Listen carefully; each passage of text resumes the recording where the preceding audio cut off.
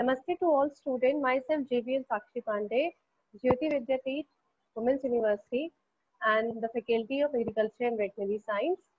So in this session, we'll basically talk about the vitamin B12. So in previous session, you have already discussed about the folic acid and your pyridoxine. Okay, so these all like you have in brief, you got the like maximum explanation of these vitamins. And in this session, we will talk about the vitamin B12. Okay, so vitamin B12. Before jumping into vitamin B12, let's take a glance at vitamins. Okay, so any group of organic compounds which are essential for the normal growth and nutrition and are required in small quantity in a diet and cannot be synthesized by the body is known as vitamins. Okay, so as I have told earlier, also vitamins are what? They are micronutrients. Okay, micronutrient means it is required in minute amount or in small quantity. Okay, so vitamins are basically what are they? They are organic compounds, a group of organic compounds that is essential for normal growth, normal development, nutrition requirement of an individual and also required in many minute or small quantity. Okay, so those are belongs to the group of vitamins. Okay, and the very main significance or main characteristics of vitamins are that they are not synthesized by the body. This you have to be take from the external sources. Okay, from the dietary sources, from plant sources, animal source. Okay, so you have to take vitamins from these sources. It cannot be synthesized. For example, the energy. Okay, so energy is what? Energy is basically synthesized by the body. Okay, so energy you can synthesize, but vitamins you cannot synthesize in your body. Okay, so you have to be take them from the your diet. Okay, so this is what vitamins. Okay, so in this session we basically talk about the vitamin B12. So vitamin B12, likewise folic acid, pyridoxine, vitamin B12 is also the class of water soluble vitamin. Okay, so water soluble vitamin I have explained very earlier from very beginning. Water soluble vitamins are what? They are soluble in water and they are not absorbed by your body. Okay, they are excreted out in urine itself. Okay, so these are what? Water soluble vitamins. So vitamin B12 is also one of water soluble vitamin. Its generic name is cobalamin. Okay, so it is also known as cobalamin. Like folic acid is also known as folate. So just like that, vitamin B12 is also known as cobalamin. Okay, so cobalamin is basically arises in three categories: cyanocobalamin, methylcobalamin, and hydroxycobalamin. Okay, so these are also the types of vitamin B12. Okay, so these are vitamin B12. So depending upon their classification, their nomenclature is done according to their structure and their chemical that is present in their structure. Okay, that is the compound that is basically present in their structure. So according to that, their nomenclature is done. Okay, so for example, cobalamin is contained biologically rare element that is cobalt. Okay, cobalt is one of your mineral. Okay, so cobalamin contain cobalt in their structure. That's why its name is what? Cobalamin. Okay, because of the structure of vitamin B12, the chemical name will also changes. Okay, for example, the basic structure of cobalamin contain cobalt. Cyanocobalamin is basically what contains cyanide. Okay, they contain cyanide in their structure, so their name is what? Cyanocobalamin. Second, methylcobalamin is what? They contain methyl group, that is CH3 group in their structure.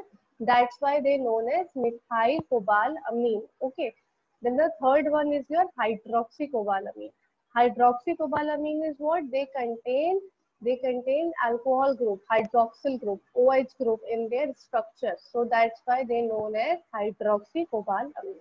Okay, so I guess you have very much got this point that cobalamin is what?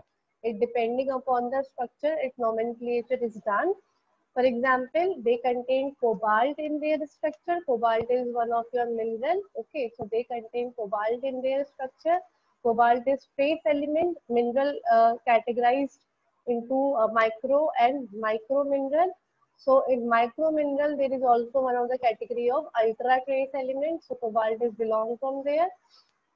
So cobalt containing in structure known as cobalamin. Likewise, they are also divided into three classes. The first one is your methyl cobalamin, that is contain methyl group.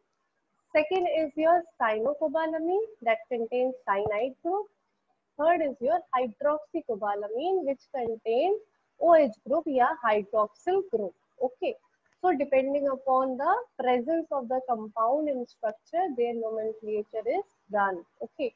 So this is all with the introductory part of cobalamin.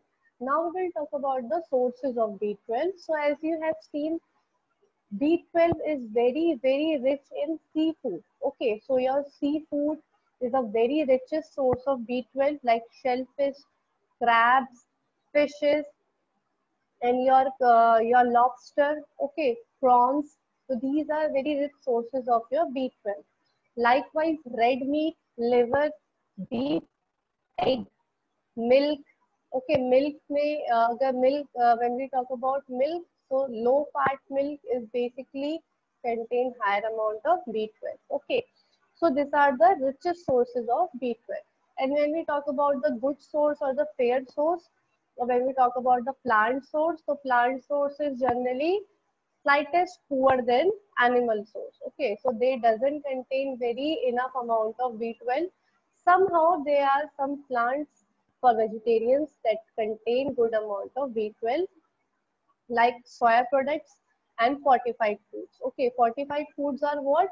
A food that is not naturally present B12, but it is fortified or additionally B12 is added from the outer source so that it can be enriched. Okay, so this is what fortification. Like fortification, for example, when something in not present, not naturally present in that food, okay, and we are additionally adding that up so that its nutritional value can be increases. One of the basic example of fortification is your iodized salt. Okay, plus there are some and many you have seen many oils. Okay, vegetable oil, refined oil, they are fortified with what? Vitamin A, vitamin D. Okay, so initially when we talk about naturally, any sort of oil doesn't contain any sort of vitamins. Okay, they only contain what? Fat. But vegetable oil is such kind of oil that is consumed by each and every age group or each and every society. Okay, so it is basically fortified with some of the essential nutrients so that the deficiency disorder cannot take place further. Okay, so these are what your fortified foods. So fortified foods is like B12 fortified foods is very good sources for the vegetarians. But as we talk about natural sources, so non-vegetarian sources or the animal source are the richest source of B12.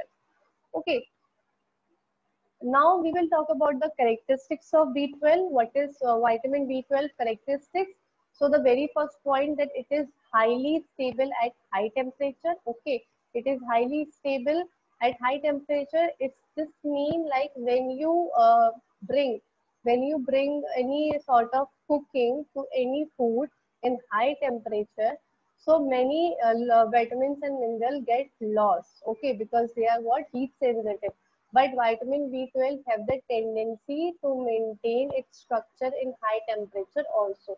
So it is very stable. It doesn't get lost, reduced or any sort of thing while processing. Okay.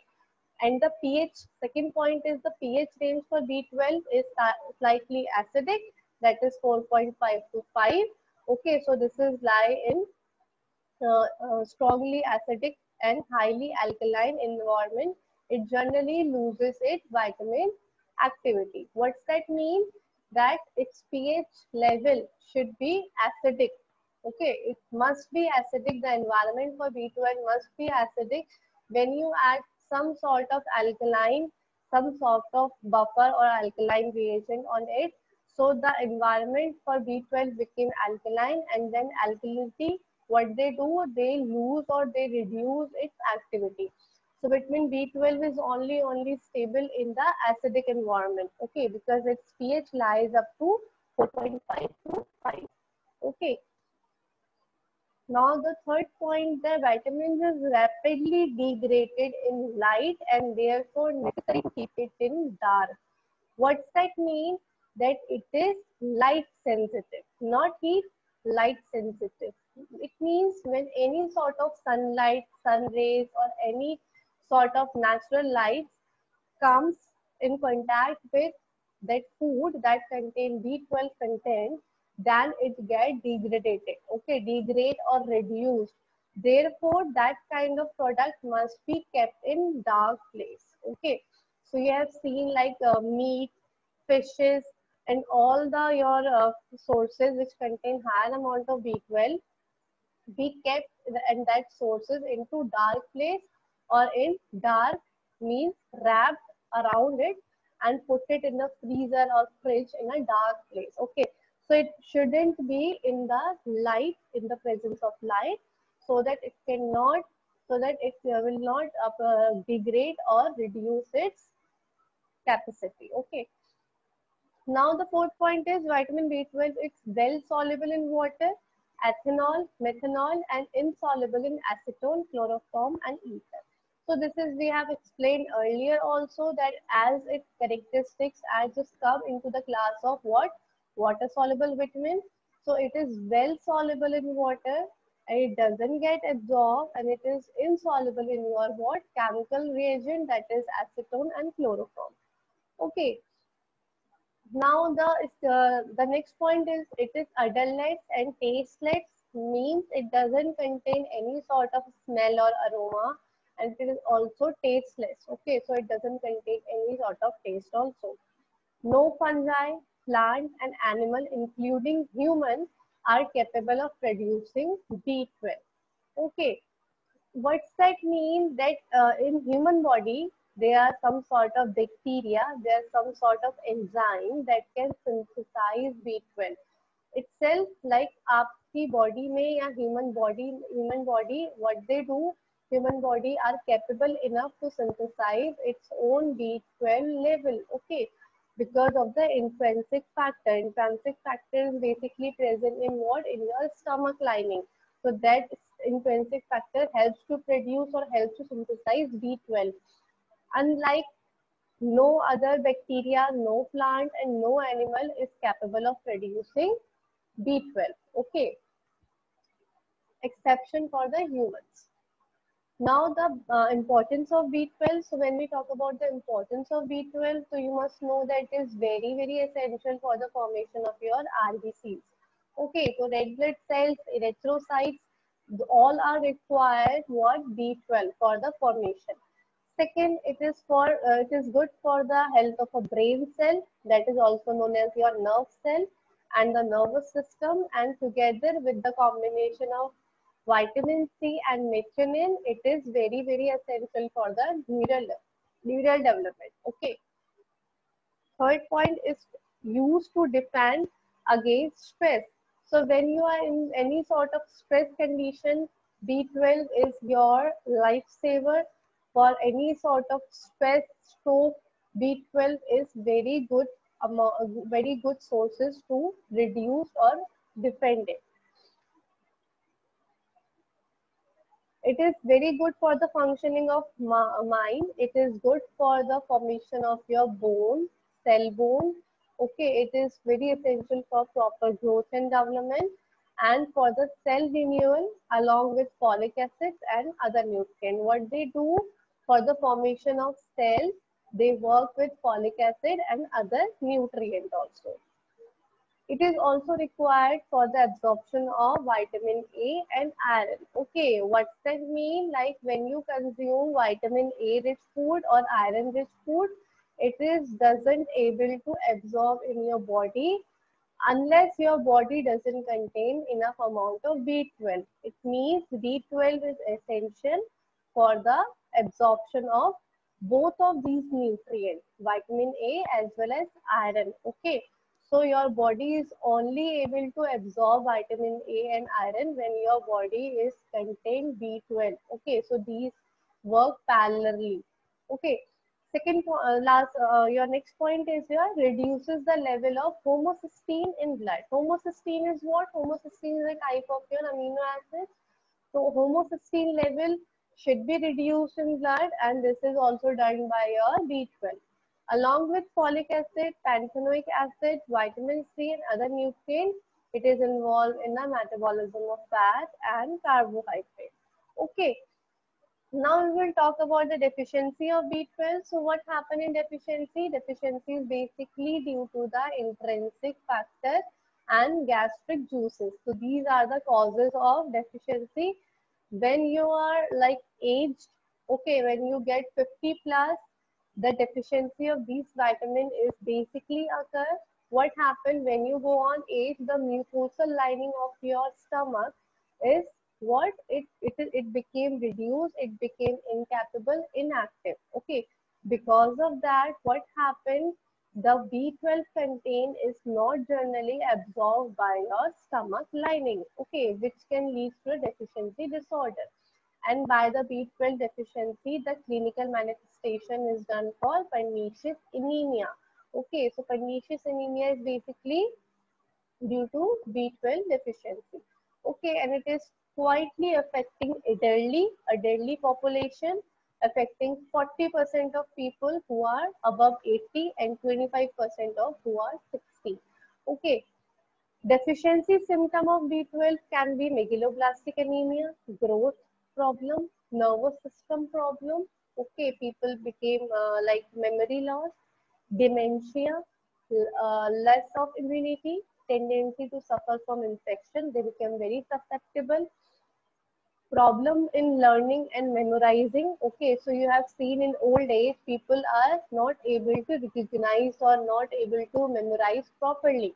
Okay, so this is all because of the aging process, and because the aging process, the vitamin is not able to absorb. Okay, and it is also leads to the soreness of mouth and tongue. Okay, weight loss, tiredness, loss of appetite, discouragement is also seen. Okay, osteoporosis, as we have discussed it, its function, that it is very essential for the formation of bone. So when it is not enough in your body, what happened? Your bone became very tender. Okay, and the problem can lead to osteoporosis when the bone became very porous in structure and it is easily break down. Okay, mental problem. Schizophrenia is basically what your mental problem. People are in schizophrenia. They are basically what hallucinate. They are hallucinate with some with some people. They think that they are seeing someone or they are someone present around them, but there is not such present. They are hallucinating, continuously hallucinating some of the people around them. Okay, some people, some entity around them. So these are what? These are seriously mental problem, which is basically arises with vitamin B12 deficiency. So I guess you are well satisfied with this session, and thank you all for this class.